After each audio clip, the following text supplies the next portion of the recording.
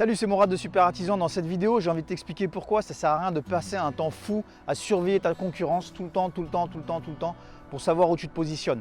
À la rigueur, tu peux le faire quand tu commences, quand tu te lances, pour connaître un petit peu le marché, savoir ce qui se passe, comment tes concurrents fonctionnent, est-ce que ça fonctionne bien, est-ce que ça fonctionne moins bien, pour essayer de te placer rapidement dans le marché. Mais une fois que tu es dans le marché, ce que je t'invite à faire, c'est vraiment laisser tomber la concurrence et faire cavalier seul. Pourquoi c'est important de faire cavalier seul? Parce qu'en fait, si tu commences à tout le temps surveiller tes concurrents, tu vas t'oublier un petit peu dans un sens, tu vas perdre du temps dans un autre.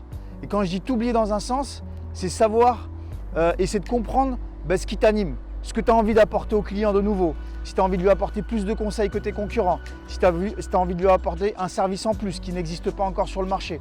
Et en fait, à force de regarder la concurrence et d'être enfermé dans cette boîte et de te dire qu'en fait, la réalité c'est celle-là, la seule réalité possible, c'est celle que tes concurrents ont mis en place, et en fait, tu vas te retrouver enfermé en fait, dans cette sphère, dans ce cube, dans cette boîte, à penser comme les autres, à fournir exactement le même service que les autres.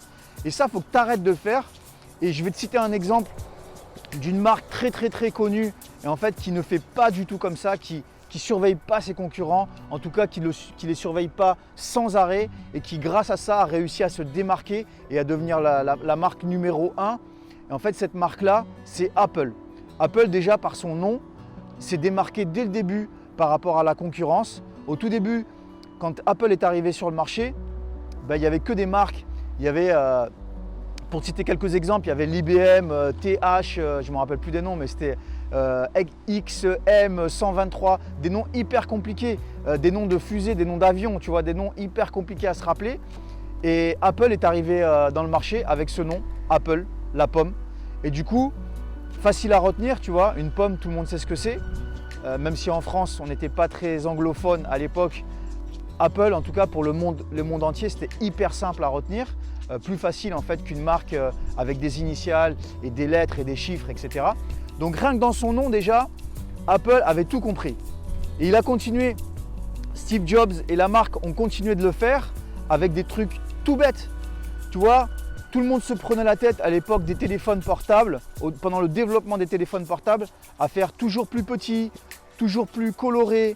Tout le monde se copiait, tout le monde faisait la même chose. Et pendant ce temps-là, dans les bureaux d'Apple, on commençait à réfléchir à l'iPhone, un truc qui allait pouvoir, un smartphone en fait, te permettre d'écouter de la musique, te permettre d'envoyer des emails, te permettre de prendre des photos, te permettre de faire tout ce que tu es capable de faire aujourd'hui avec un iPhone qui n'existait pas avant l'iPhone.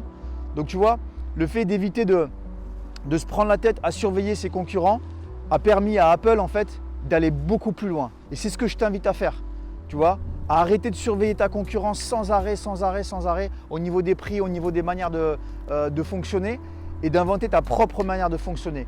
Et Dieu sait qu'il y a encore des choses à faire dans l'entrepreneuriat, dans l'artisanat, pardon. Les artisans, pour la plupart, ont une mauvaise image. Les artisans sont souvent en retard. Les artisans annulent à la dernière minute. Les artisans promettent 2 semaines de travaux alors qu'en fait, il va s'en passer au moins 4. Donc tu vois, les clients sont de plus en plus mécontents. Les clients ne font plus confiance aux artisans. Enfin, ça devient très difficile de leur faire confiance. Il faut vraiment montrer patte blanche aujourd'hui pour être accepté chez un client, accepté dans un réseau de professionnels, un réseau d'amis. Pour que le bouche à oreille aujourd'hui fonctionne, il faut vraiment montrer patte blanche quand on est artisan, à moins d'avoir pignon sur rue depuis un bon moment, de père en fils, et d'être une entreprise établie qui n'a plus rien à prouver, que tout le monde connaît depuis très longtemps pour son sérieux. Et pour que tu comprennes bien que ça ne sert vraiment à rien de surveiller la concurrence, je vais te citer un autre exemple de Apple. En fait, Apple, tu as dû le comprendre, c'est une marque que j'affectionne tout particulièrement. Apple, à une époque, était face à un tas de marques d'ordinateurs qui se faisaient, si tu veux, la guerre sur un produit qui s'appelait le Netbook, qui s'appelle toujours d'ailleurs, ça existe toujours.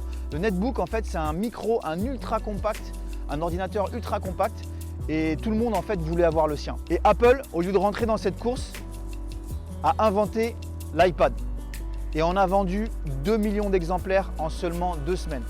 Il faut savoir qu'aujourd'hui, il y a plus de 50 millions d'iPhone sur cette terre.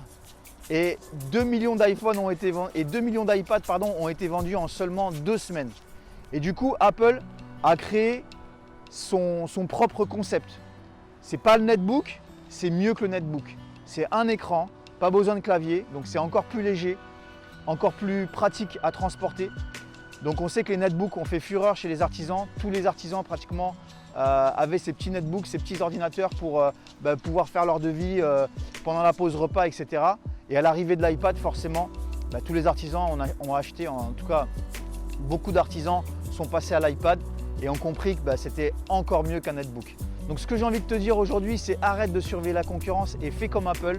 Au lieu de consommer un tas d'énergie et un temps fou à surveiller la concurrence, passe ce temps-là et cette énergie à inventer des nouveaux services, à développer des nouveaux services pour apporter toujours plus à tes clients, toujours plus de confort, toujours plus de sympathie, toujours plus de confiance et tu verras que ça va payer.